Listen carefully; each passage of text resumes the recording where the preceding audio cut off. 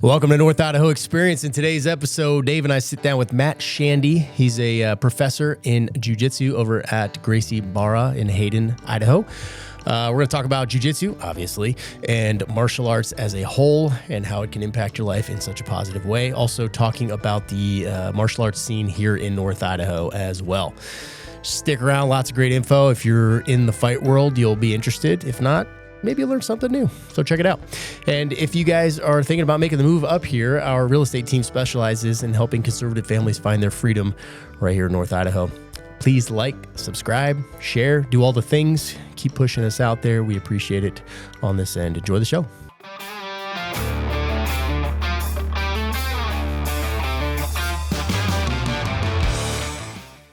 You want to introduce our guest? You want me to? What are we doing? We already do that. Oh, you already did that, Yeah. dude. Matt Shandy, yeah. Matt, I've been rolling with you for a little bit. He's one of our local professors at Gracie Barra up in Hayden. And it's been fun, man. We've been in there, and Matt's been working with me. I refuse to work with you now. Why? Well, because I have to fight John next year. Oh, that's right. We have a big title fight coming up Okay. within our team. Big John. Do you know John? I don't know if you I know don't John. think I do. No. He's huge. He's huge. Big John. He's a retired, I think, one stripe white belt.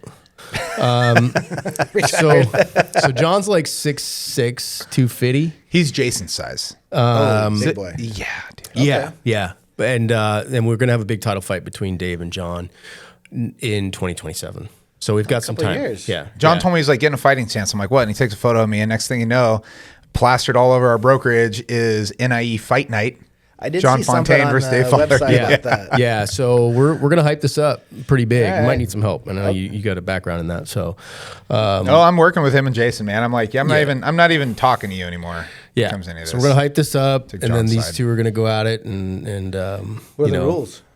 I don't, Is it jiu-jitsu? We'll figure 'em out as Is we it get full going. MMA rules? It probably start as jiu-jitsu, and then we'll morph into like more like full contact. It depends. Like sport jiu-jitsu, or you can do the hands a little bit. Oh, we should do that. I'm there's- down. Yeah, because that's a happy medium. Yeah. Does that mean I can slap John? You can slap Yeah, him. you can slap him. Oh, he I'm can in. slap you too, though. I don't like.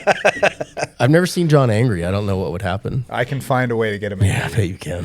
I I bet you find- can. I've been pretty good at finding ways to get people angry. So, no, this is pretty cool. So, wanted to go into your background a little bit. Obviously, we'll talk about a bunch of things, but I met you through Jiu Jitsu. Correct. Yep. And it's been fun. I love the morning class. There's a bunch of good dudes. And to go in a little common background that we have and to kind of hear your story is, I started doing jiu-jitsu with Derek Cleveland up here.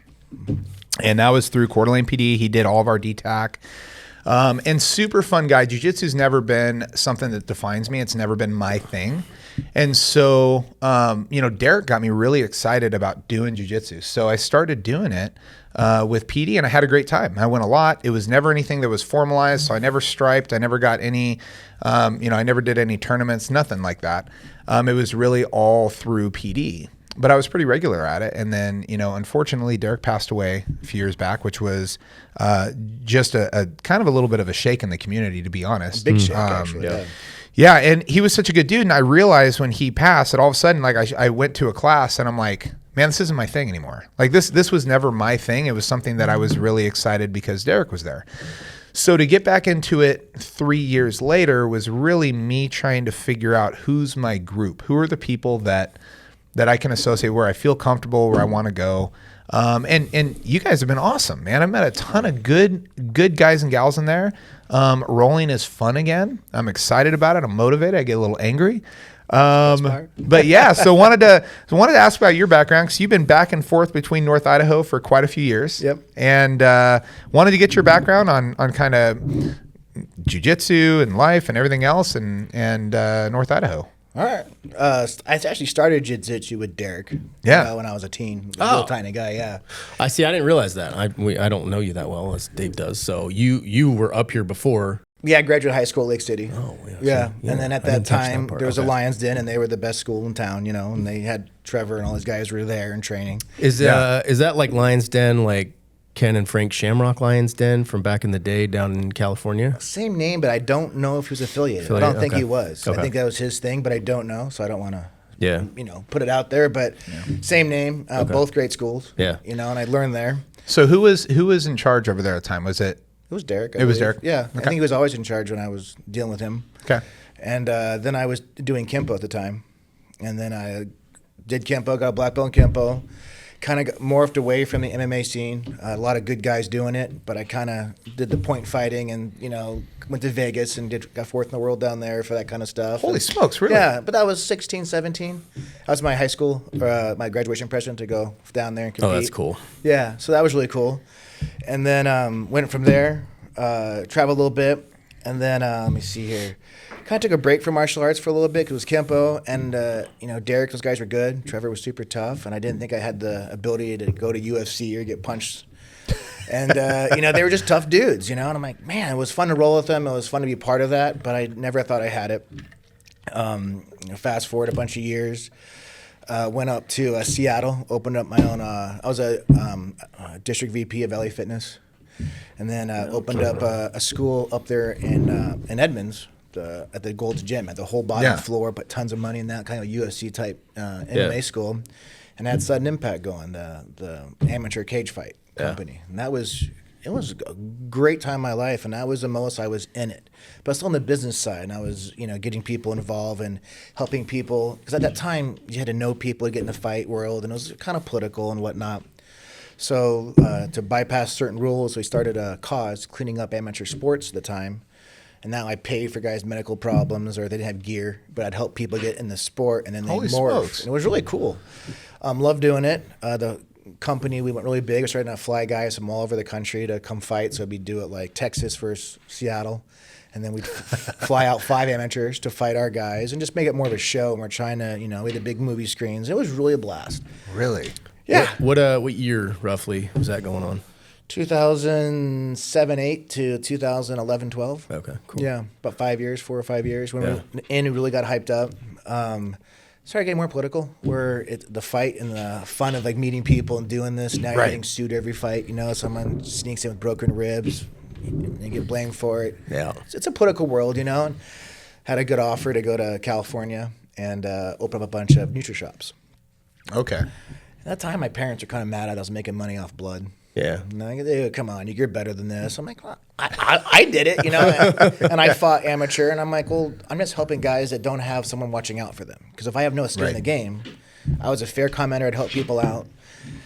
So I really enjoyed that. And then towards the end, it got to be, which this is where I wish I got teased with the money going to California. Yeah. And then I wish I would have stayed and toughed it out. But I did a show down in California, and I was trying to expand with the idea, and it was going to be an amazing show. It was called Right Fight. I changed the name because my partner from Sudden Impact, we split. He moved, and then I changed the name to Right Fight League. And that was going good. And I did a police officer versus a firefighter. Oh, yeah. Those are I've always seen good. those. Yep. And then down in California, that's huge because the rival down there is amazing. And then, so I was trying not to use many of the amateur fighters. I was trying to do this one, and then I got the Army involved. We had a tank coming. We did a whole thing. And then, I don't know if you guys remember that 2011, 12, there was that one LA cop that went rogue and started shooting other cops down there. Yeah. Yep. I was on duty that day because he ended up in Big Bear. Yeah. Mm-hmm. Well, my fight show was 2 weeks after that. Oh, dude. All of SWAT pulled out. Every cop pulled out. They were, God bless them, working. They were nursing their families. This guy was hunting them. Yeah. Well, then I lost my entire card with 2 weeks to go. Shit. And then all the firefighters like, well, we're not going to take on amateur fighters. We're doing this to mess up our buddies, Right. And then that was the loss, and that's where I stopped promoting there because that was a hard hit, and I just stayed with the Nutri-Shop and nutrition at that point. So that's what I would have kept going if that didn't happen that way, but that was a big hit. And then got in nutrition, and then I met Fabio Leopoldo. I think he's an 8-time world champ now in Jiu Jitsu. Started learning from him and kind of got back into it, trying to get in shape, my flexibility. Right. And that's when I got the major bug. I got it back because I fought and I lost to some guy. Guy was amazing. He picked me up and beat me. He used the cage to beat me. It was a one-way whooping. And I thought my jiu-jitsu was, I didn't need it. I could punch a guy and, your game's good, you get punched in the mouth, right? No, this guy was really good. Got my tail kicked, learned a little You have video of that by chance? I'm not just telling you where it's at. That was horrible. That was the most embarrassing time. All I remember is seeing lights in the canvas. And then he'd get back up, and I'm like, what are you doing? And he'd get back up and pick me up. It was a lesson in humility. Wow. I didn't even cut weight. I think I came in 5 pounds light. I'll fight anybody. I didn't care. So stupid. Wow. Well, you know, Ate my you own learned words. from it, right? Yeah, you learned. I didn't lose. I learned, right? Yeah. A lot. Yeah, that's awesome though. Yeah. So then I did that one. So then when I was down in California with Fabio, I got the bug and started training with him. And he taught me so much. And I competed at Long Beach Opens and all the IBJJF and started winning golds at all those. I got a big old wall of medals. And then I did Pans. I got second there. Hell yeah. I got won Worlds at the NABJ, got second. So I started doing that one. And I was getting really, blue, purple, having fun. And then there when you start competing, you start slowing your roll. Yeah. Like you don't Right. get promoted every 2 or 3 years. Now it's like, you got a medal or something. So that was awesome. And then I went from him, and then they had a little separation with there was a really good instructor there, Beta Villanova, and I went with him. He opened a school in Camarillo. At that time I was just training on fight teams, so he was really good, helped me there. Trained with him, and then my wife decided to move up to California or Idaho. I was in California. Yeah, and then she came home one day. The for sale sign was in the yard. I'm like, wow, babe. She goes, we're going. She's committed. I'm like, We're going. All right, cool, let's do it. And I came up here, sight unseen. My mom was up here. In fact, I had family Right. up here, so it was pretty easy. But You're familiar with the area. yeah, and she, so I came up here and started doing that and got into selling cars with Dave Smith. Took a break. I own a bounce house company. Jump into fun up here. Oh, yeah. We do rentals and stuff. Okay. And then got back into with Nikki and Eli over there at Gracie about 2.5 years ago. I came as a purple belt, and then was really blessed that they had a guy named Meach, who's a black belt. Oh, yeah. I know him. Yeah, from California. Small world. He was dating the secretary of Gracie Morambi, where I trained at. So we had mutual friends, and he promoted me to brown belt that first week I was in there when we were rolling. And I was able to keep up with him a little bit. So he's like, okay, came from a good place, got brown belt. There for 2 years and got my black belt through Professor Maeda. Oh, really? Maeda? I was going to ask who gave you yours. Yeah, and that meant a lot. We were supposed to go to California, to Rio. He was going to give me my black belt in Rio. We were going together into Gracie headquarters down there. No way. And they were going to do the whole thing. Well, I hurt my neck, and I pop your spine out, So bad that my hand went up. Like the nerve damage. And I'm like, oh no. And so took about a couple, time to get my hand down. My next week coming back, and so I had physical therapy. And they wanted to do a fusion right away. Oh, buddy. I'm like, if you want to do a fusion that fast, there's other ways, I'm not that bad. But I was bad that 2 to 3 weeks. And I turned that down, hustled it up, and they said, never do jiu-jitsu again. And I was this close to my black. And he goes, you're really going to go paralyzed for a piece of fabric? Just don't tell my wife. I mean, yeah. Yes, I am. I've done it 20 years. It took this long. So then I did it, and then Professor Maeda, who's the great-great-grandson of Mitsuya Maeda, who brought over jiu-jitsu to the Gracies, got my black belt from him. That's so cool. I did it not in Rio. I did it up here, which is fine. Yeah. But I had a big dream of how it was going to happen. It's okay. Things change, and now I'm up here with Eli and Nikki at Gracie Barra. And loving it. The culture, as you know, is amazing. Yeah. It is. That's something I told you when I went in, it was hard for me because I like to be, it doesn't matter what I'm doing. I'm like, I want to be the smartest man in the room. I want to be the best one. And that's not always the case. In fact, it's rarely the case, right? I have areas of expertise that I'm good at. Jiu-jitsu is not one of them.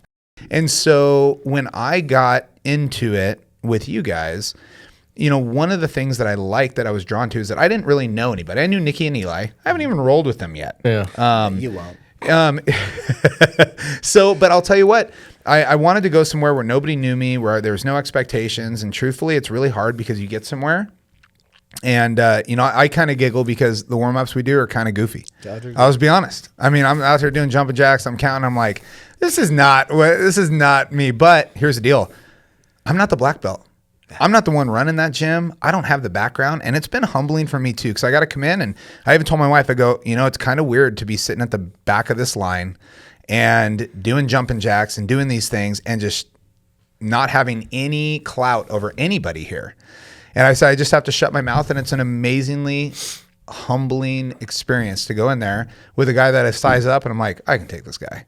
And next thing you know, I'm choking. I'm like, okay, All right, it didn't work out. Oh yeah, dude. the way that I planned. You just wait. Some skinny little skateboarding riding millennial is gonna Oh, choke the living shit out of you, and it's embarrassing. Yeah, that's why I go for the big guys now, because I'm like, if I lose to a Yeah, at least- 6'6" dude, it's like At least people would expect nobody that. expected me to win.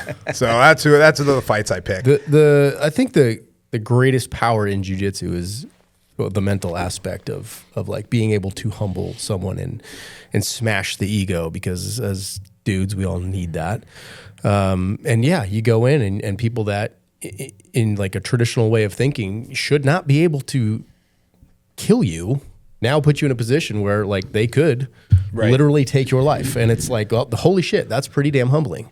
Well, you know what? And that kind of brings up something is, there is so much to learn from physical contact with other people. I tell my boy all the time, because, we had a talk, and he's doing boxing now and wrestling, and he looks like his mom, not like a female. He's all thin, and, he's got those jeans, and I'm chubby walking around in the house. But he was talking to me one day, and he said something. He's like, we were talking about fighting or something. And he felt a little bit confident. And I just said, hey, what you have is false confidence. And I said, here's what I mean by that. It doesn't mean that you're not capable. What it means is that at 8 p.m. at night, the dude puts hands on you at the bar. It's going to freak you out a little bit. You're not going to know how to react, because that's not something you're comfortable with. As opposed to if I go over and I grab Matt's jacket right now, he's like, oh, I just did this an hour ago. Like, this is normal, right? It's a comfortability thing too. It calms you down. You see those people that get into fights and they're just so calm, and you're like, those are scary ones, dude. You want to say to the other dude, like, maybe this isn't the fight worth picking. Especially when they're backing down. Like, nah, I don't want this. You don't want this. Like, we're happy, Yeah. Nah, and they come at you. Like, all right. Yeah. Right. Yeah. So I think it's so good, especially for young men, to get into it. And I think it's great for women too. In fact, I love the fact that I see a lot of females doing jiu-jitsu, because I think it's very important. But I will say for men specifically, and I'm going to get to this question with you on kind of how jiu-jitsu has changed over the past 25 years and the environment. But I think that, with this toxic masculinity and everything, where boys aren't necessarily supposed to be boys, and they're not supposed to do those things. And even like you said with your parents, like, you're earning money off of blood. Yeah. It's like, well, I think there's a side of men that, like, you need that physical contact. You need that confrontation. You need that checking. Right? Where you're like, that guy smashed me. That, like, you need those things to help you succeed in other places in life. And I think that people that are addicted to it, right? And we've talked about this recently, is that when you don't go and you don't get that contact and you don't do those things, you start to feel a little, I don't know, not complete. It's. I was talking to Dave about this the other day, because it's kind of weird. I haven't been training that much lately. I have some nagging injuries. And I've noticed a shift in the way I feel, and it's odd, but like I show affection through like physical touch, and like that's my love language. Just don't talk shit out there. Big hugger. Yeah. And it's like I should probably say no homo at the beginning of this, but It's a new time. It's it's not that, but it's like when I was young, my dad would roughhouse with me and my brothers, and like that was like a loving but physical way of expressing feelings, and like so being in that jiu-jitsu world and just rolling around with other people, it satisfies that little itch that I have, and not having that lately, I'm annoying my wife a lot, and I'm just, you know what I mean? I'm like, things are changing. I need to go back and roll, because getting that energy out in a safe and healthy way is hugely important to my mental health and my physical health. I annoy my wife, and I'm getting it all right now. I'm still rolling and doing everything. I still annoy her. Imagine how worse it'd be, though. It could be worse. So you have an interesting background. When you bring up Derek Cleveland, okay, who, by the way, gave my son his first 3 stripes when he was awesome. When he was doing jiu-jitsu, right? Like, it was awesome. I have a picture of Derek choking him out on my phone. But I'll tell you, when you say Derek Cleveland 2021 and Derek Cleveland 2001, there was a different animal there. Yeah, but I don't. Yeah, Derek, I don't want to go in that per se. Well, it's funny, because here's why. Derek would openly talk about it with us. He goes, you know what? He goes, my life has changed. You know, he was an advocate for PD, for youth, for everything else. He had some major medical complications that, you know, he was rallied around and everything else at certain times. And it was a blessing of a story to hear Derek talk about, like, hey, dude, he goes, I wasn't always as calm as I am right now, right? He goes, we used to go down to bars and we used to start fights sometimes. He goes, we had to get our guys some practice. And he would tell us this stuff, and I'm like, really? I'm like, you actually went out and just found people that wanted to fight? He's like, yeah, we do it. Well, 20 years ago in Idaho, it wasn't hard to find a fight. You just got to go to a bar, you know, and you were fighting a new girlfriend or something by that time. It was either that or by 10 o'clock, you know. The nights were different. He was an amazing guy, and I think 20 years ago I was a different dude. Yeah. You know, and to compare people to the chaos, and let's be honest, we're all 20, we're all morons. Testosterone's going through. Can confirm, yeah. And if you told me half the stories I did 20 years ago, I try to forget them. You know, like, right. Oh no, I did that, or I said that. You ever hear like the videos you watch of like you think you're tough, you're talking, you're like, oh my gosh, it's not me. It was different too back then. Like there weren't. I guess people did have cell phones, but it wasn't prevalent. You weren't filming everything. No. You weren't dealing with guns. You know, and for the most part, when you're getting in fights, like you could go to the bar, get in a good scrap, get the youthful energy out. Nobody gets shake hands, seriously hurt, and then you move on about your day. I mean, I was doing that in California. I was a bouncer, 2001, training mixed martial arts. All my buddies that worked in the bar all trained MMA as well. Usually the bouncers. Super damn fun. Like, and we got in fights all the time. But it was always, you know, it was cool. And I learned a lot, and I would not do that anymore. Well, that's the thing, though. You wouldn't because you learned it, and that's what I'm getting at. Is like you see some of these experiences that people have had, right? And you know, I didn't. I grew up in a very sheltered environment. I really did. Like I mean, I had to learn some stuff on my own. You were already a firefighter at 21. I know. I'm just saying, pretty sheltered. You were, but you were like in the real world. I was just dicking around. I'm just saying, like there was a lot of stuff that I had to learn, right? And like I didn't have a lot of those experiences. And honestly, I look at a lot of the men that I look up to nowadays, you guys, other people, where I'm like, what got you there? How did you get to that spot where you're confident now, where you've been able to succeed in all these different things? And truthfully, a lot of it just comes down to grit, just seeing people's grit. I mean, like, man, like you made it here, you went through all that stuff. And I think those, you know, a lot of people that look back at those times and go like, oh man, I wish I didn't say that. I wish I didn't do that. But a lot of that is so foundational to who you are now. And I think that's what people learn through martial arts and stuff. It's your story. I mean, it's your path. And I think martial arts for me kept me somewhat baseline. I always had martial arts to fall back to. And the martial arts family doesn't really judge you too much on what you do outside of that. You know? I mean, then I use jiu-jitsu now as my therapy. Yeah. I'm in trouble. 100%. I'm going there. The guys don't talk about anything. We're there to roll. We're talking about triangles, whatever we want to do. And you have a few guys there that know what's going on and say, hey, man, how you doing? And just that, like, camaraderie, you've done it to me, you know, take care of me. Just that, man, whew, that was awesome. Someone cares, and it's not just me. It's just, you know. So that was really awesome, and that's what I like about all those things. But I was always able to fall back to that. Right. And then when life sucks, you start training and you get really good at whatever you're doing when you put 100% focus on that and you're not letting the world cloud your judgment or do whatever. So that's been a big basis for me. I think that's huge. That is so true because when I go in there, I never separate from my phone. I got my phone on me all the freaking time. Jiu-jitsu is one of the few things when I go in, my phone just stays in the truck. Mm-hmm. There's nothing, there's no distractions. If I get distracted, I get choked. Then feel good. Yeah. I don't like it. Like you're right. When you're on that mat and you're doing that stuff, you cannot think.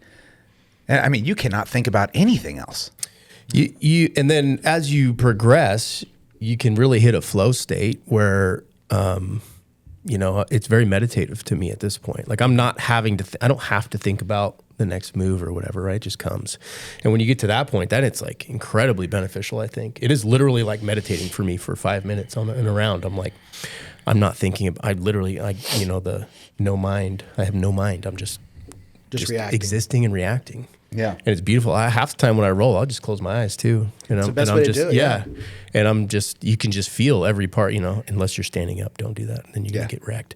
But if you're on the ground, you can feel every limb. Like you're just flowing, man. It's so good. Yeah. Have you seen a big change in, you've been doing jiu-jitsu now for how many years? Oh, geez. 16, 18, 46. So it's a good 20. Okay. Because I know, like, when I grew up, there wasn't people running around saying they do jiu-jitsu. No. Just wasn't a thing. How have you seen jiu-jitsu as a culture change in those years? I think they opened up to the families. You know, I think when it first came out, it really came out in UFC 1, right? When everyone first saw the, Gracie fight and win these guys, and oh my gosh, what's that going on the ground? Because you never want to go on the ground to fight because more guys coming at you, right? So you don't want to just fall down with a guy. So I think that was a big change, and then that became part of MMA, which for how many years? 8, 10 years, UFC was kind of like poo-pooed on. Like, I don't want to know about that. There are a bunch of, thugs, felons that were fighting all the time. And I think when it became mainstreamed, and really when it got bought by Dana White and the Furtado brothers, that people started seeing that, and they didn't see the brutality of getting beat up and just, screw you, dude. It was more like, hey, man, good fight. Appreciate that. I mean, the whole build-up, you're trying to beat someone up, but afterwards, 90% of the time, the guys are cool. It's all for show. It's all for, for selling the fight. But afterwards, they're usually friends, and they go train together for the next fight. Yeah. And that was the biggest camaraderie I saw changing, is that anyone who fights with somebody, or you bleed together on the mats, or you just sweat together, whatever it may be, you have a bond that's very different than having a friend or just meeting some guy at the coffee shop. Yeah. So I think that has changed it. And then when you're able to take that and tone it down a little bit so people didn't have to get beat up all the time, I think that was a big change. And the IFL came in and brought these teams in. It was just everywhere. And then they started training ladies, and it wasn't scary anymore. Yeah. Ronda was a big part of that, I think. Ronda Rousey? Yeah. And that's interesting because I've seen shifts in UFC, right? Like, I remember Joe Rogan talking about Ronda Rousey being the most dominant UFC fighter of all time. I remember him making a statement about that at one point. And then the next fight, she comes in with Holly Holm, and Holly Holm just crushes her. Yeah. And, Ronda Rousey, and correct me if I'm wrong, I mean, she is really a ground fighter. She is great at grappling and everything else. She's not a striker. And Holly Holm came in, and that was her game. And it was like it threw her off. I mean, Ronda Rousey was tapping people in 5 seconds, 10 seconds. I mean, you were like, why did I even pay for this fight? She was a judo girl. I mean, the ground ruined half those people when she threw them. She had that one punch throw that every person got. That was the fight. She had her moves. Yeah. I think the big part, about the UFCs too, is especially like 5 years ago, you did watch one episode and it was a bunch of triangles. Like, it's amazing. 4 fights ended in triangles. Then the next fight, there wasn't one triangle in the entire fight card. It was an Uma Pilata had 4 knockouts. Team a fight card with all knockouts, and the next fight card's all jiu-jitsu. I mean, it morphs every fight as people are watching it. The progression of the skill level. I think back to Tank Abbott days and just that. And when people saw that, like, dudes just hammering each other and just ultra violent. But now, I mean, it's still ultra violent, but the skill level is so much higher. It's like it is very artistic. It's beautiful to watch. You're like, it's very impressive. But you talk about that bond. I mean, you see those fights where people, it almost becomes a little bit of a facade. Where like, I hate this person, and I mean, there's some people that carry grudges in there for sure. For whatever reason. You have your people. But for the majority of the people you see, you will see fights, and even brutally, and all of a sudden, next thing you have the two people up there hugging and talking to each other. I mean, it's a good thing, right? Like, there's a lot of mutual respect, and I think that for me is you can quickly choose to not respect somebody, but when you step on a mat with somebody, well, then you better be the best that there is, or you're going to learn to respect somebody really quick. Yeah. I think jiu-jitsu should be mandatory in school, and I think it should be mandatory in law enforcement. Yeah. I think especially in law enforcement. Yeah. I just think about all the lessons you would learn. Like, they should bring that to gym class, dude. Like, they don't even do gym class anymore. But for years, I would go and teach in my kids' school. It'd be like a 4-week session or whatever. Oh, cool. And it's tough with like adolescent girls and boys. It's tough, right? Managing all of that. But the lessons that are learned in a kid's program in jiu-jitsu are huge. Like, I wish I had that opportunity when I was a kid. I didn't get into it until I was 20. 21. Most of us, yeah. But if I see the youth coming up in the programs today that have been training for like 5+ years, those kids are absolutely lethal by the time they hit teenage status, and it's incredibly impressive. But then also the lessons they learn, like the destruction of the ego, just being calm, not being so jumpy into getting in a fight, right? Yeah. Or being under pressure. Yeah. Like, they talk about that the brain, and I just saw this on Instagram through all my, thumb scrolling. Yeah. But they keep talking more and more that people, the jiu-jitsu brain and the stress we put ourselves when you're trying to think under the pressure and all that being choked out, that we have I forget how it went, but we have a certain ability to think under higher pressure than most people. It's not as stressful. You're not freaking out. You're not having anxiety attacks because you're used to it by that time, Right. You got some big, guy on you trying to smother you or choke you out. And Yeah. you got to get out of this. Where typically I'd say, when I was younger, the smallest things would set you off. Oh my gosh, Yeah, they like kick you into like fight or flight mode. Yeah. And if you can avoid that and use your brain, like you're winning the fight every time. Right. You're calmer, you're better, you make better choices that you'd wish you didn't do. Well, neat thing about jits too is like, especially for law enforcement, is jiu-jitsu is not a fast fight. You can really slow things down, and when you talk about controlling people and those types of things, you can really you can have an entire fight and nobody's hurt. Yeah. Right? Well, you go into boxing, somebody's gonna be hurt. Mm-hmm. Yeah. Like you're gonna get hit. You go into judo, you go into some of those things. Somebody's gonna end up getting hurt. Jiu-jitsu, you can slow that fight down. For law enforcement, and everything else. I mean, like I told you, when I did it just with PD, it was all about control the fight, get your buddies there, slow things down, prevent weapons, prevent destruction. Right. Yeah. It was really about protecting other people as well. And so, you see these people in the mutual combat where they want to kick and punch and everything else. People can get really hurt in those situations. Yeah. Really hurt. When I was coaching jits for a while in the morning class, and for me, it always comes back to self-defense. Like, I honestly, I don't care about sport jiu-jitsu at all. Like, I don't even know all the points, and I should know them by now.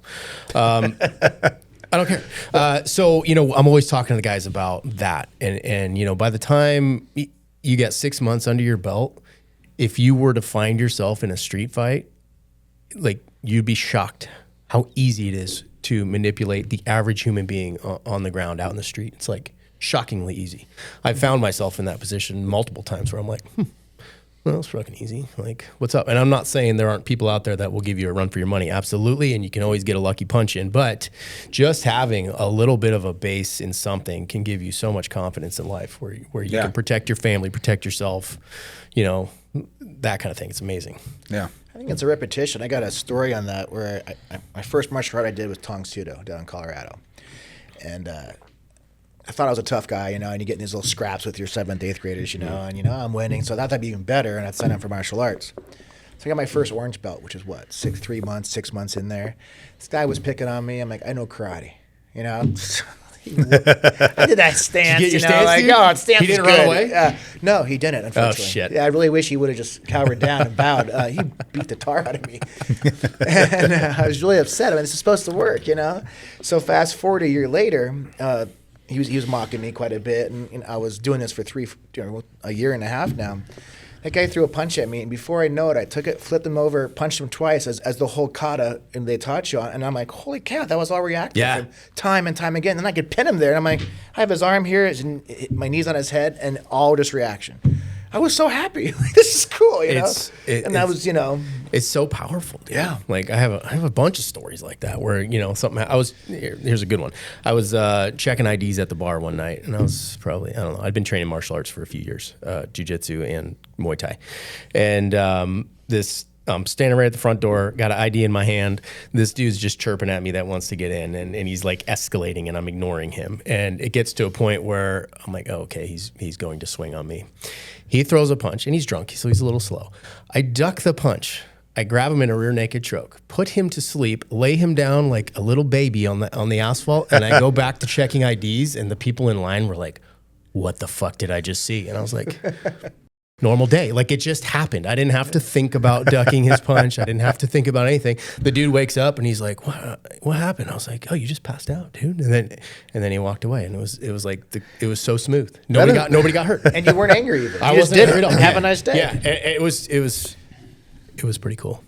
But that's like that reaction of like, you train enough when that test comes, hopefully you perform well. And if you do, like, it's like, okay, that's why I'm doing this. Yeah. Huge. For guys that don't have that, like never had that experience, what's the best way for people to get started? And is jiu-jitsu like probably one of those things that they should start with? Or what's your opinion on that for men that are middle-aged, younger age, youth, whatever else to get involved? Well, as we get older, I would say jiu-jitsu just for the body, because I can't take punches to the head anymore. Yeah. You know, I think I've taken way too many as it is, you know, just in practice. Even practicing boxing, you're taking those hits. Right, right. So like that, I would definitely say jiu-jitsu, because you're going to learn space, you're going to learn technique, you're going to learn how to, you know, you're engaged in distancing with somebody, so you'll be confident in that realm. If I was younger, I'd still, you know, if I got my youngest kid in wrestling, I think wrestling is key for takedowns and endurance and cardio and that, you know, hard work and ethics. I think boxing and Muay Thai, one of the two, how to take a punch. You know, have you been punched in the face? You have all those questions of like, once again on Instagram, you know, have you done this? Have you jiu-jitsu school? Have you been punched in the face? And they have all those questions. A lot of people have never been punched in the face. Yeah, that's crazy. And that's nuts. In fact, a side story of that, my son down in California had a little mouth on him. I thought coming back to Idaho, the first thing they do is punch him in the face, because that's what I grew up with. Never happened. Just times have changed. But I think it would have changed his whole high school experience on shutting the mouth a little bit, you know, right. and the trouble he got himself in or whatever. Mm. But I would definitely, you know, say get into some form of contact to feel, to say you've done it.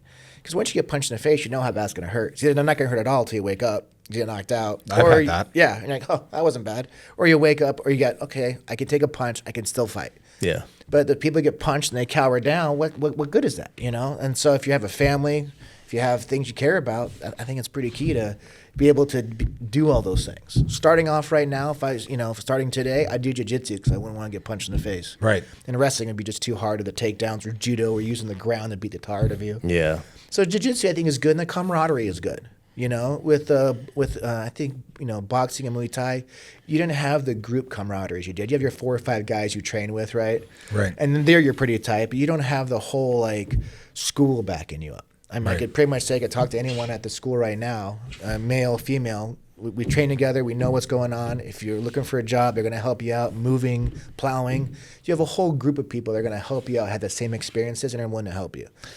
Boxing, it's hard to do that, except those 2 or 3 guys and your instructor.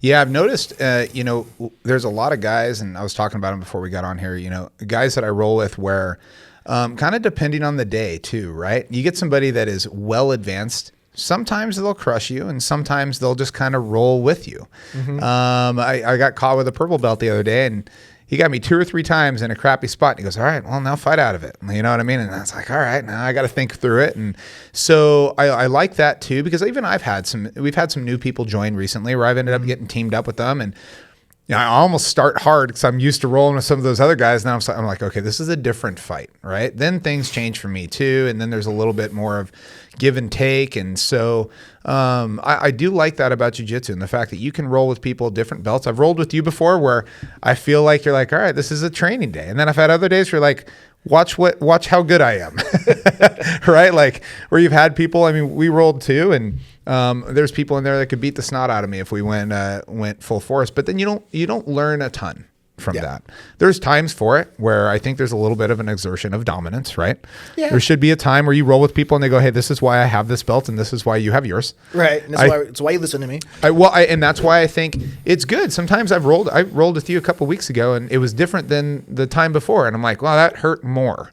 That was different. And I think it's good because it builds that healthy respect and goes, for me, it triggers like, all right, what was different? And what is it that I need to learn to not be in that situation again? Right. Because it does. You have to level up in those things and you have to be exposed to different strengths, different moves, different positions, different struggles. Otherwise, you get complacent. I think it's true, especially, you know, coaching and teaching. You know, when you first meet somebody, you're not trying to beat them up. You're meeting someone typically. Kid gloves, man. Yeah, you're just being nice. The hardest belt in jiu-jitsu is that white belt. Walking in your first day, it's super intimidating, especially if you're an older person. So like, when we would get a new person in 6 a.m. class, for me, I would work with them or put them with someone I trust, who I know is gonna baby them a little bit. I'm like, there'll be a time when we'll whoop your ass, but right now, I just want you to get comfortable and come back. No one's gonna hurt you. Yeah. You know, it happens, but no, it's not on purpose. Right. But it's getting them in for a month, and then and then they start doing things, and that's like even just recently, I was rolling with a blue belt. Jonathan, and I'll start in bad situations and trying to work out of it, or I see a move I'm working on, so I'll put myself in those spots so I can get better. That guy caught me. Yeah. Okay, now I got to play a little harder. Now we're not playing that one, you know. So it just kind of as they progress, you can go harder. 'Cause it's no fun having someone tap you 10 times in 5 minutes. It just kills the day, you know. I would say. Back to an original question you asked, if you're getting into martial arts and you're above 35, jiu-jitsu is a great way to do it. Go to a 6 a.m. class, because that's where you're going to find all the older people who have jobs and can't train at night because of kids. And if you get in that environment, you're not going to be going with the 20-something-year-old college wrestler who's going to wreck your life. That's the safest way to get into it. Find an early morning class, get in there with a bunch of people your age, and start training that way. And I think that's super important to me too. Is like I said, culture is everything, right?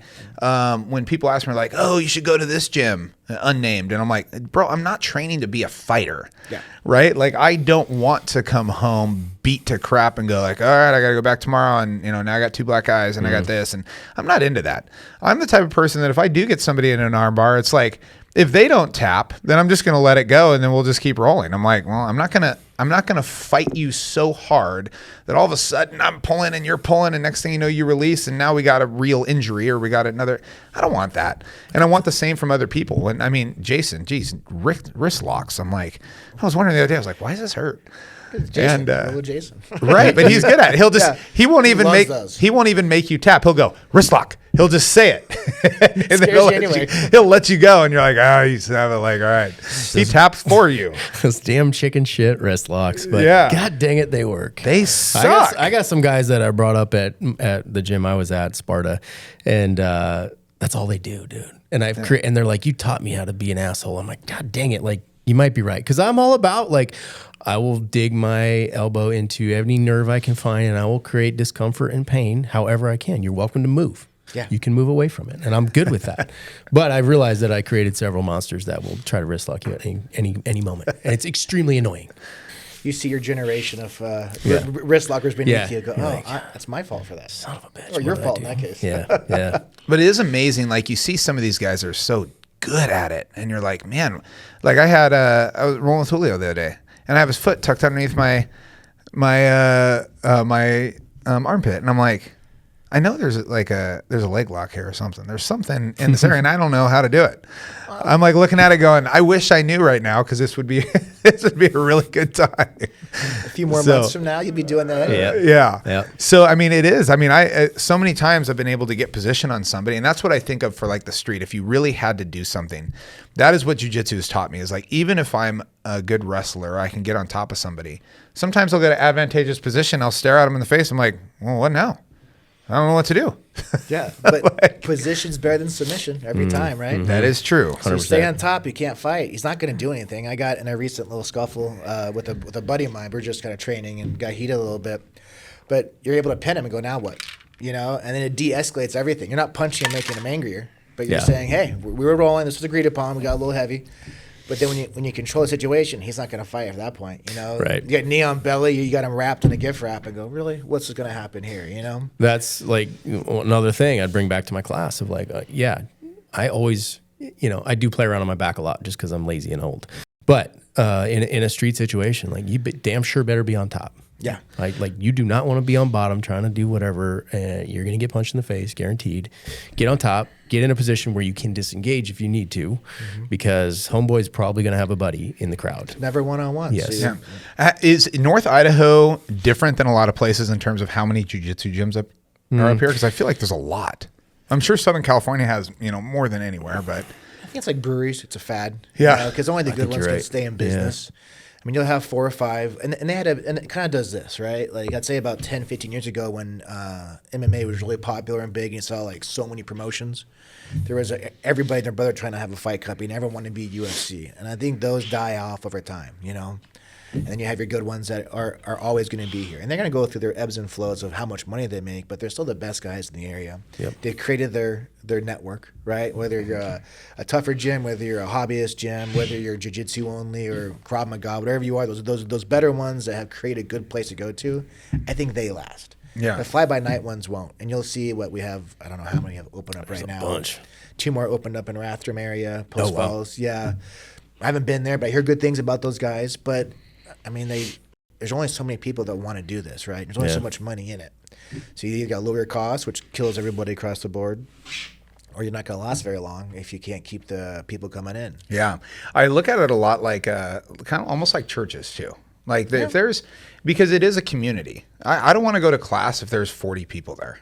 It just, it starts to get to the point where you're like, all right, like there is a community with jiu-jitsu where you go in and you see the same guys and you're getting that. Now, it's fun to jump ship and go to different classes and try other things out for sure, because it gives you a different feel and you get used to rolling with certain people. You know their vices and what they're good at, right? And you start to figure them out. So I think it's always good to branch out of that, but I do see it much like a community. I almost feel like you can get too big as a gym to where it's now you're just a number there versus I actually love coming in and people know my name and I know their names and I'm like, this is all right. So I do appreciate that. So I understand multiple gyms coming around and you know, as long as they can have a solid base, I think it's pretty cool. There's a lot of politics too, unfortunately. And people get really caught up in, these are my personal beliefs. I am non-traditionalist. People get really caught up in lineage and like, oh, this, I got to go to this gym because this blah, blah, blah, blah, this math. I'm like, who gives a shit, dude? If it's a good gym with good people and you're learning something every day, that's a win. Like go there. That's my personal belief. I don't really care that much about. And when you're starting, you're going to learn anywhere. There's so much to learn in this that you can go literally anywhere for probably 4 or 5 years, and you're going to be just fed constantly. Yeah. We had a conversation on that yesterday with one of the coaches at our school, you know, on lineage and opening up. I'm talking about opening up another school or possibly it's a thought process, right? And then I had my old school up in Seattle. It was Fifth Element was the name of our school. Great school, loved it. But it was, you were limited to the people you know and who you could touch with your advertising. Yeah. Right. But if you do have a lineage or a Gracie name, this was because then you have, you're paying your monthly fees like a franchise, right? And you have follow rules, and that's so annoying when you have a school. But then we have, I don't know, and I don't know the number, Eli would probably know it, but they have 4 or 5 people come through a month that are from different schools, and people land somewhere, they want to know Machado or Gracie, and they'll start there because they know the name. The name. There's something about name recognition. And then for as a business, that means a lot. And then unless you compete and have a name for yourself, then I never cared about my black belt. And then I won my black belt from a friend of mine who first taught me because it meant a lot to me. We're friends. He's a black belt. I want to go under him, right? Well, then I met Fabio. I'm like, oh, this guy's our 7-time, 8-time world champ. I want to under him. And then I met Maeda. And that lineage is so great. I'm like, well, it'd be kind of silly. And so it never meant much to me. But the deeper you get, I think it means a little bit more. You know, like Derek would be cool to under him because he created this area. And that'd be very different, you know? Yeah. But I think there's good and bad about both those. And I was thinking, well, do I open up under a Gracie? I'm a Gracie now. Yeah. I'd rather have my own name like I did. I don't have any rules to break. I'm not paying, $400 or whatever, maybe $1,000 a month just to have a name. Right. So just kind of, but does that name bring in enough people? And that's the question. There's other schools here who do have names. UFC fighters are great guys. Their school is doing fantastic.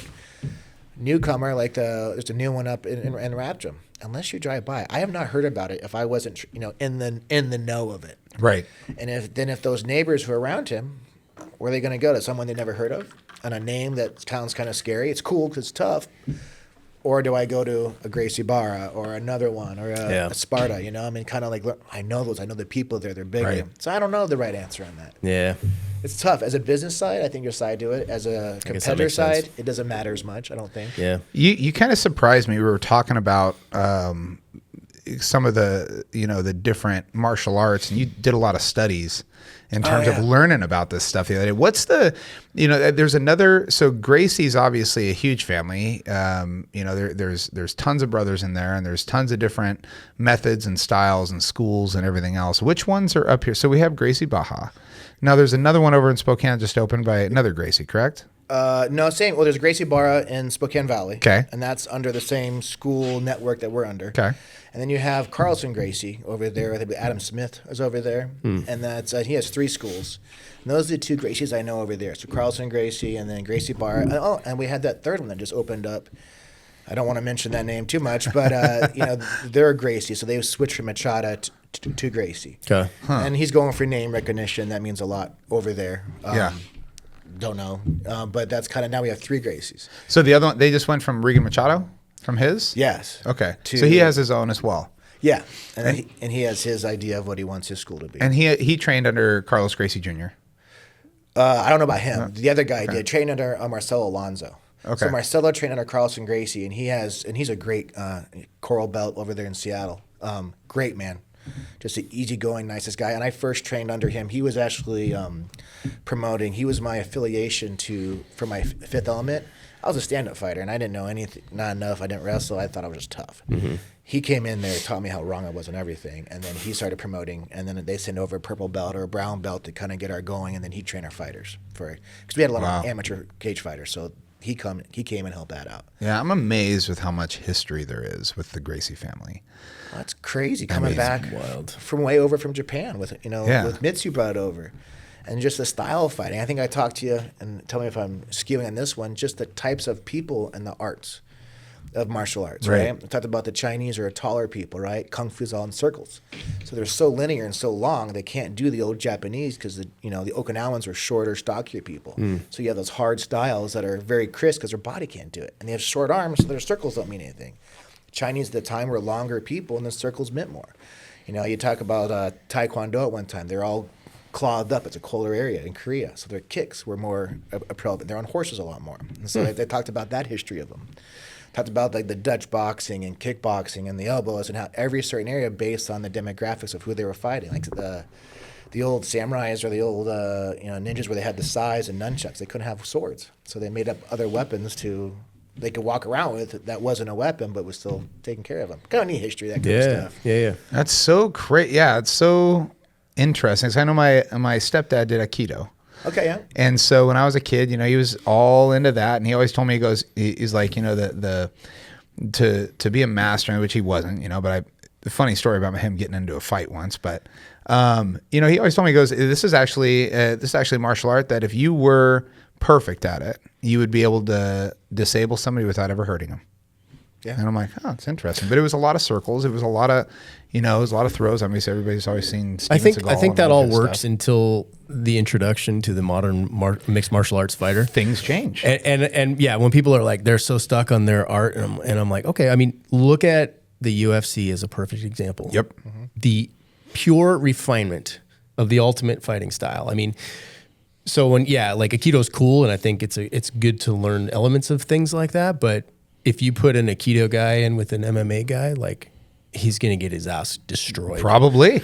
And so I think that the UFC's been good and other fighting leagues to like iron out really what the best thing is. Well, you got to learn to punch. You got to learn to kick. You got to learn to grapple. You got to learn to take down. You got to learn how to throw. Like there's so much to it. And, jiu-jitsu isn't the catch-all for all of it. It's just one element. It is. But I guess if I were to pick one, I would pick that one. I would too, for multiple reasons. Right. Because at this stage in life, like I don't want to hit someone. I don't want to get punched. I don't want to deal with the liability of that. You know what I mean? Like I would rather be able to control someone where everybody can walk away. Yeah. With a broken arm. And a perfect life. In a perfect way. Yeah. Perfect world. We're all good. So you've obviously been around a lot of fighters and everything else. Who would you say, like, if you had to pick somebody, I'm going to just put you on the spot. Oh, boy. If you had to pick somebody, and we're talking about somebody that can just master all the arts and somebody that is just freaking it, who would you lean on? Oh, gosh. Well, there's lean on and styles I like, and then, like, who is, like, you can't deny, Anderson Silva. He was phenomenal in everything he did at his prime, right? And then you only have a little window at everyone's prime you're going on. I like Machida a lot, the Dragon from UFC. He had the old style of waiting to attack, and he was awesome on counterattacking. So you had to attack him for him to really go off on you. And he was a black belt jiu-jitsu and a great martial arts. Gosh, right now, I mean, the guys leading it are these heavy-handed kickboxers, like what's his name, Alex Pereira. I mean, that guy's amazing with those heavy hands. It's like he just touches them and they fall, and that's pretty neat. Gosh, it's hard to say on that one because everyone is so different in their styles. Like Matt Hughes was an amazing wrestler, smashed everybody. He had GSP come in there, and used his jiu-jitsu and his ability to go to other countries and bring back the arts. Because I don't think there's one good art. Yeah. Right. You have a great in jiu-jitsu, but jiu-jitsu is a horrible art for takedowns. Yeah. Even when we're teaching it, it's like this is a wrestler would eat me up. Oh, Yeah. Man, when you, yeah. I find myself on the back just pinned down when you're going with a wrestler and you're like, what is happening right now? Yeah. And a lot of them rely on the gi. And if you're in MMA, you're not wearing a gi. No, So and they don't get punched, and they go right to their stomach because they're terrified of stuff. Well, that's a freebie, you know. So you have those two ones, and wrestlers can't punch. I mean, I'm sure a lot of guys can, but you know, as an art, they don't teach you any of that kind of stuff. Yeah. Right. Where you go into kickboxing, Muay Thai, you go into certain harder styles, like you do Choco del Kempo, and I think that had a good piece of it. I think any of those old arts with the right instructor were all brutal. Right. I think America watered everything down a little bit. Even some of those old Taekwondo guys, you'd say Taekwon's Do, and they held the 30 belts. But a couple of those guys, the old school Taekwondo guys, they're no joke, and they'll break every bone in your body before you know it. Yeah. So I think it's, one, the styles would change, and two, being open to change your ability and your body ability. Right. I can't kick high anymore, so doing any kicks for me is a bad idea, So, yeah, just finding those abilities for that.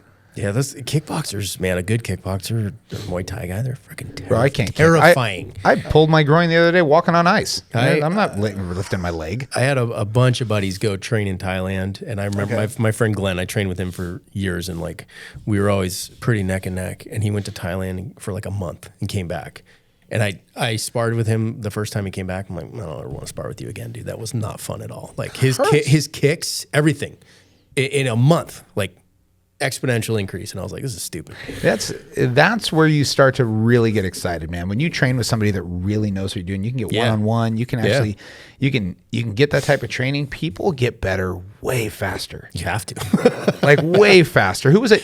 There was a guy, gosh, I can't remember his name. It was just, Joe Rogan was just talking about it. He got his black belt. He posted it. It was 2 years and 7 months. And, that's obviously insane to think that you can go from nothing to getting a black belt within that time. But was it one of the famous guys? BJ Penn, wasn't it? 3 I years? think so. Yeah. I did it in just under 3 years or something. Prodigy, yeah. But he paid people to learn from some of the best, right? His belt wasn't handed to him. And they were even validating that. The people that handed his belt, if they say that he's good, then he's good. He's there. It's a reflection of how much time you can and are willing to put into it. If you can. I mean, they were talking, he was going 2-3 times a day sometimes, right? Yeah. You can get there. I think that's a big part. It's kind of one of the bad parts about the new jiu-jitsu, good and bad. I have one student, comes every day, 5 days a week, maybe 6, and some of those days 2-a-days. And for his rank, he's substantially better than the same rank as someone who goes on his twice a week, does their thing.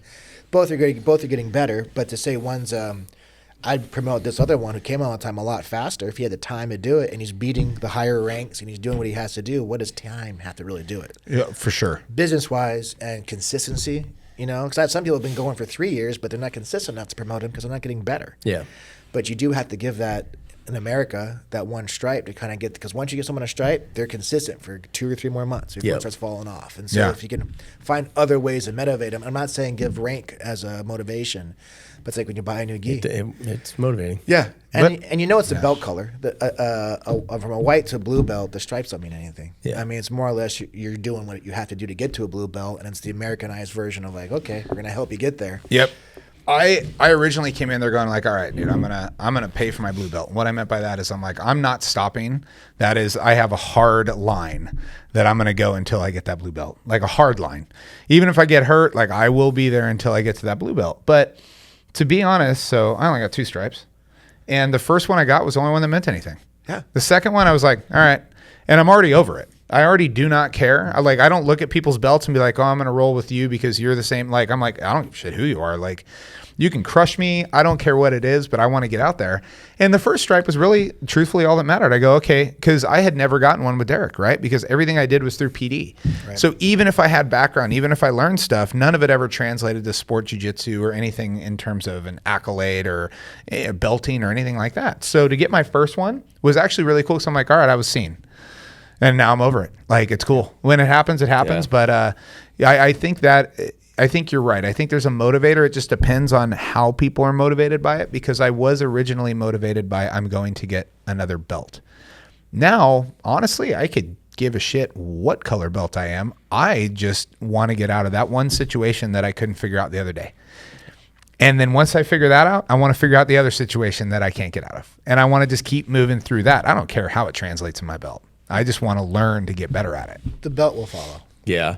Now you get to like, I'm at a point now where I'm like, I don't even want another promotion. I guess there's so much pressure. Like people are gunning for you, dude. When I got my black belt, it was terrifying. Yeah. First day, everyone's like, game Everybody's on. like, yeah, bitch, I'm gonna wreck you. Like, oh, if I could beat you, I just want to be chill. Come on. Or even coaching some mornings, I'm like, I just coach. And then I'm like, I won't roll because if I'm going out there, the guys are coming at you extra hard. They're gonna try to kill you. Yeah. And I'm like, all right, I'm sore today. I don't want to go that hard. But then you get talked into it. You usually do. But yeah, it's a big deal. And then even the pressure of saying the wrong thing. Yeah. Because brown belt, you can say whatever you want to. I mean, and the other ones believed you, but now as a black belt, you have substance, and people will question you. You need to know everything. It's like a brown belt is the engineer in a fire department. Yeah. He has enough clout to say whatever he wants and gives orders, but if he's wrong, he doesn't have to take any responsibility for it. He's like, oh, well, black belt let it happen. Yeah, whatever. Exactly. Like I have responsibility for everyone there now. When I showed up as a brown belt, I'm just a coach. Yeah, dude, but you're a pretty humble black belt too. You come in there and there's never a situation where I've seen you mess up on stuff. You've called it up and like, oh, I did that wrong. Hold on. Yeah. Like I think people get that and they're like, all right, that's fine because I'm going to get out there and I'm not going to get it right for 5 months. So it's we're good. The levels to the game, right? Like, I mean, even on the black belt level, there's it's so vast. It's almost the difference between a white belt and a black belt is a black belt and other black belts that have been, doing it for much longer or whatever. It's crazy, the levels. So, yeah, I mean, I don't know. I don't put a lot of stock in belts either because I've had my ass whooped by every color at this point. Yeah. Even now as a brown belt, like still I'll get tapped by people like a blue belt. And I'm like, oh, you just wrist locked me, you pussy. But all right, whatever. You got me. I think in every martial art I ever took, no matter the side of it, every instructor, master, sensei, professor, you don't start really learning until you get the black belt. That makes sense. And I would definitely say that is the most, because like now I know how to punch. Now I know how to do the moves. But I got to fight all these other black belts and their abilities and their knowledge. And now it's no longer I don't know the move. Now it's like, how do I do the move on someone else that's that good? Yeah. Right? And hit all those like key little details that actually do matter. Well, teaching. Yeah. Like, I used to get mad at my instructor and he tells me to do a move. And I go, that doesn't work. And then I watch as like I'm making this up. His little toe does this little thing.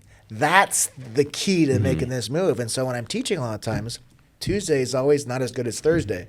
So I go in Tuesday and I teach the move and I forgot the little tricks that you do to get higher on the hips.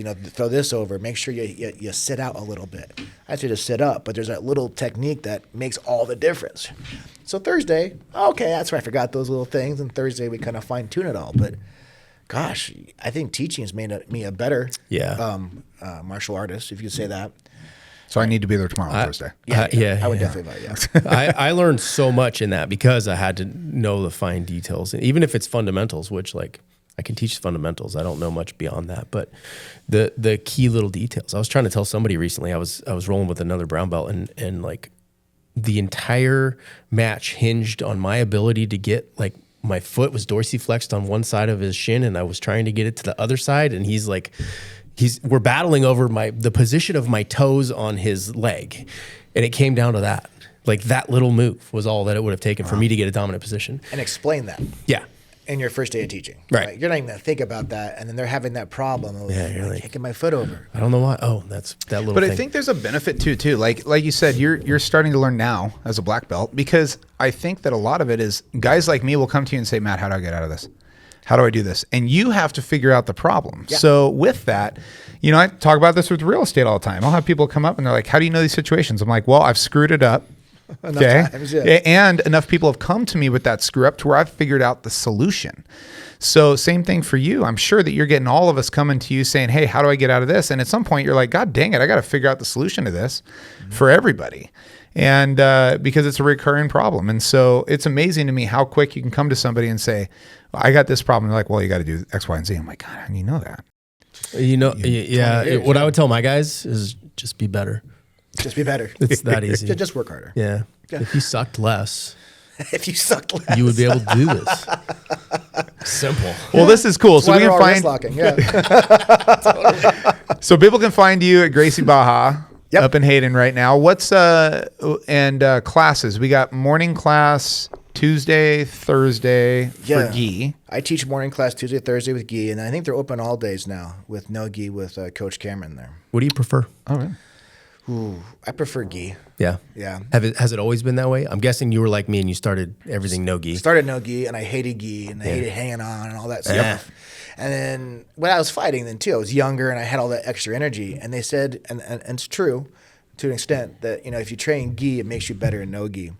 I think you're able to slow it down and see the techniques, and you have to really work on not your strength or how sweaty you are, because no matter how sweaty you are, that gi slows you down. Yeah. And you can put someone's hand or knee in a right spot, and he's not moving until you're able to move around. So it made me a lot better. As I get older, I prefer gi, because I don't like working that hard anymore. I mean, I still go to the gym, I still run, I still do all that stuff, but these wrestling, these young kids go in there, and you're not really getting technique until you wear them down the first minute or two. And then you start working that technique and stuff, right? Yeah. It's all about positioning at that point. Unless the guys are really good at flying arm bars and all those other weird, quick ones. But, Oh, boy. I hate that stuff. yeah, in general, and I'll do it all. But my injury thing, too, is with my neck. That no-gi's a lot of headlocks and stuff where you're moving that neck side to side. You don't do that quite as much in gi. So I kind of avoid that more so now. So I just play it. That neck thing makes me a little nervous. I'd like to do one more tournament with my son. I got him going. Yeah. Yeah, that's been a real blessing. I got to roll with him. Yeah, he's getting better every day. That's cool. He's doing his first tournament at the AKA tournament coming up. Nice, dude. That's a good tournament. Yeah, it's a good one because it's a big local one where I think for tournaments go, it's the one where the locals can say, this is my school. You go there, you're competing. They have a great school there, but that's where everyone kind of be seen a little bit more. Where Gracie has a lot of schools that are Gracie's only come those tournaments. Not the same when you go against someone who wants to beat you because they think their school is better than yours. And that's, I think, when you learn the most. And if I get to tell every student, depending on age and where you're at in life and whatnot, and I don't think you have to compete, but I think truly competing tests you on on everything you're doing. Like, why do something if you don't know it doesn't work? Like, the last thing you want to do is when I was younger and I did that karate stance, I got my tail kicked. I'm like, that was the waste of time until I got good enough. And every school is so different, or 10th Planet, or Gracie, Machado, they all train a little bit different. And that's, I think, when you go in there and you get worked, or even if you win, we go, man, that was pure luck how I won. I just happened to roll into it or whatever. You go back to school and then you work on what other schools are doing against you. And I think that's that big change, because they're not going to be nice to you. They're not going to, they're going to grind your face. They're going to make it hurt everything you do. And I think when you're in that situation, that's when you're truly testing your knowledge and your ability of what you can take. Yeah, you're spot on with that. That's why I think it's important to go to open mats at other gyms too, because you're right. Like each gym has its own flavor of, so you go in there and you're like, oh, you guys do a lot more whatever than we do at our gym. And it's cool because it exposes you to that, and then you can pick up that stuff and bring it and kind of spread the disease around. As long as you're able to do that. Some schools hate that. Yes, yeah, which is dumb. That's politics, though. What's the money thing? Yep. I start going because you start learning other places, right? So, like, say you and me are training all the time, and I start learning you, right? So you're not teach me anything. I know how to fight you. It doesn't mean you don't know anything. Can't make me better. I go against you, and you're very different. Well, I'm gonna go over here and all that different stuff, and then it's kind of hard to maintain that. Just good and bad about both. I'm trying to get Dave to compete. I think he would get a lot out of it. Oh, he'd kill it. He'd kill it too. Yeah, absolutely. Especially if you're gonna go fight some guy in a year from now. I am competing on January something. With Big John. No, it'll be fun. We'll see. There'll be some tournaments. I'll try some out. It's really good. You'll learn a lot. And if you end up getting matched well, it'll be the toughest. Well, I mean, weight thing too is just crazy. I mean, there's some guys who I rolled with the guy the other day. He was like 240 pounds. I'm like, this is it's important. This is gnarly. I made that mistake the first tournament I did a while back. I cut weight to like 195 or whatever, and they didn't have enough people, and I learned a valuable lesson. I was a white belt, and they're like, "Oh, you can go up a weight." I was like, "Okay, whatever, sure." And I lock arms with this dude right when the match starts, and I'm like, "Oh dear God, he's jacked." And afterwards, found out he was 280. He was a football player from Reno. Yeah, no. Oh, jeez. And but like he spun me, and my legs were off the ground like he was spinning a child in the air, and it was bad. I jacked up my shoulder pretty bad in that. Yeah, I still won. Don't worry. That's all that matters. It's about the journey, Dave. Not the right. There was just recently I was talking about that, and I was Professor Cabello. Oh yeah, yeah, and fifth degree, monster. And I've always, martial arts are there to protect you and do this kind of thing. And then when you compete, it's always your same age roughly, your same weight class, same rank. And that's great, but martial arts are supposed to beat you against bigger people, because people that are your same size are not going to bully you. it's the guy at the bar that's 6'3". I'm shorter, so anyone above 6 foot is kind of intimidating, right? But that they're not scared of you, and that's where that martial art comes into play. So learning to take on the weight, the big guys, I think he mentioned that, and it really was powerful because you're always like, all right, we're going good, but no, so and so you shouldn't go this one. You're not same size. Well, isn't that what we're doing this for? Yeah, and I thought that was a good point. I never thought about it because I was in competition mode or teaching people to be fair. So you both have a fair shot. Yeah, well, fighting's not fair. Good point. And I thought that was really something I took away from that really class because I'm like, oh, so now I don't care as much. I was always, as an instructor, trying to be fair, prevent injuries, keep everyone so they're coming back. You got to win a couple, lose a couple, and if they're matched, you don't feel bad. You go against a 240-pound guy and you're 150, well, you're probably going to lose, but that's okay. Can you last 10 more seconds you did last week? Can I do 2 minutes? I might catch the guy, and that's the ability I think of making the difference in martial arts. And he told me that last month. I'm like, I've really been stuck on that. I'm like, that's a really good point. Yeah, and that's what allows me to articulate why I shot someone in a street fight instead of fought with him. 100%, yeah. 300 pounds. Yeah. I know how that goes. Very painful, Yeah. But I don't know if as you start training, the bigger guys are almost easier to fight now until they get your hands on you and they lay on you. They slam you, yeah. But they're slower. You can, if you can move and you're strong and you're in shape, you can typically win most of those situations too if you know what you're doing. Yeah. Typically. The one point, any fight you can lose on And then a bad punch, luck, man. a slip, a accidental knee didn't see or whatever, and you could lose anything. And there's always wrist locks. There's always for those wrist lock moments. Johnny. There's always that guy, Yeah. Or wrist lock Jason will call him in this case. Yeah. Because he'll watch this too, and that's what I always call him. I don't know if he likes it or hates it, but we'll find out. Awesome. Good shit. Well, thanks for joining us, bro. Thanks for having me. We will link the school in the show notes so you can find it. Cool. And get some people in there to train with you. You're a monster. I can attest to that. A very Gracie polite, Barra. a very, very, very polite monster. Well, you're a monster yourself. Both you guys are. It's fun to train. Dave is tough. And just the camaraderie we've made from this. And Right. I've met you, both of you in under a month, a little longer. But it's friendships and bonds. Yeah. I can see you guys in the street. Hey, man, what's up? And Yep. it's and all you did is whip my butt. So it's kind of fun. That's the beauty of it. Love it. Yeah. Yeah. Thank you, Matt. Thank you, guys. Appreciate it.